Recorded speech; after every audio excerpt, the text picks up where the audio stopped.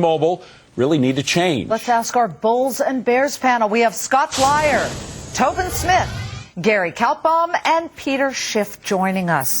Peter, I'll begin with you here. Obviously, the stock has done unbelievably well. Profits are at all-time records. Do they need to be listening to shareholders at a time like this? ExxonMobil? Yeah. It's one of the few oil stocks I don't own. I mean, I own a lot of oil stocks. Why is that? I don't know. I own mostly. Are you awake right now? I own mostly foreign oil stocks, but I own a few U.S. oil companies, and that's just one I haven't owned. Okay, but you've always been very liberal with talking about anything. So why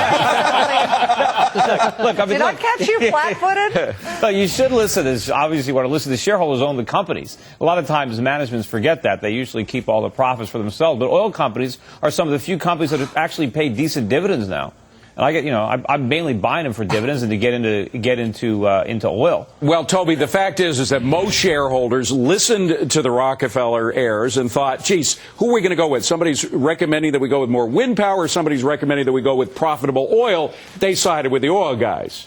You know, I find Exxon interesting because the biggest problem here, forget about the shareholders, you got to look at where they have their reserves. Most of their reserves are outside the United States, and those reserves are in contracts where above $50 oil, they take less and less of the actual oil. So what's happening is, I think they're going to have their reserves marked down to reflect the fact, if you price oil out at, let's say, $80 to $100 over the next 5 years, they're going to be getting a substantially lower amount of oil. That's why they showed that their reserves, last quarter were down, and everybody said, how could that be? There's no place they can drill that they're making any big finds. Of the stuff they have, they're actually getting less. So I think that this is sort of taking us away from the main issue. The main issue is if we're not allowed to drill in areas where they can get a lot of oil, the reserves are going to go down and the company's going to be worth less money. Okay, so Gary Kay, on that level, do you think that maybe the Rockefeller family had something going here, that maybe they're saying, look, 10 years down the line, not 2 in front of your face?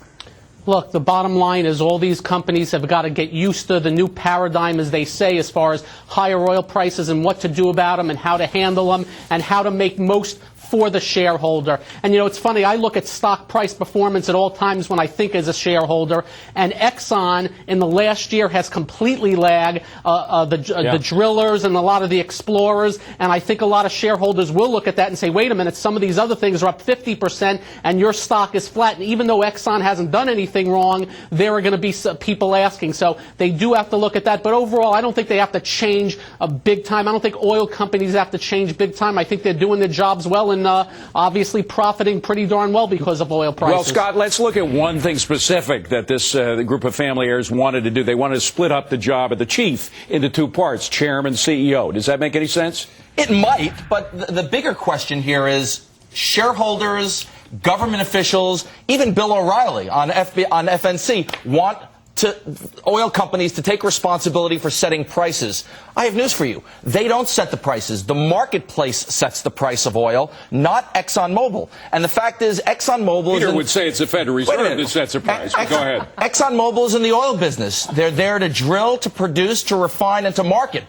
If one day alternative energy pays well enough that they want to allocate capital to that, then and only then it makes sense. Before that, it doesn't make sense for them to do anything of the sort, period. Well, one of the problems, though, for the American oil companies is that Congress is constantly threatening to take their profits away. And if they make windfall profits tax. Yeah, and of course the never happens, though. But the threat is out there, and don't say that. It has happened. We did have a windfall profit tax at one time. I remember a long time ago. And there's no doubt in my mind they're going to have it again. I think you're. They'll stop drilling. The family. The Congress gets in front of Exxon and says, "Why aren't you drilling more wells?" And the answer is because there's no place to drill. The family, I think, is just taking the eye off the ball here. They're saying, "Geez, we should be doing more green."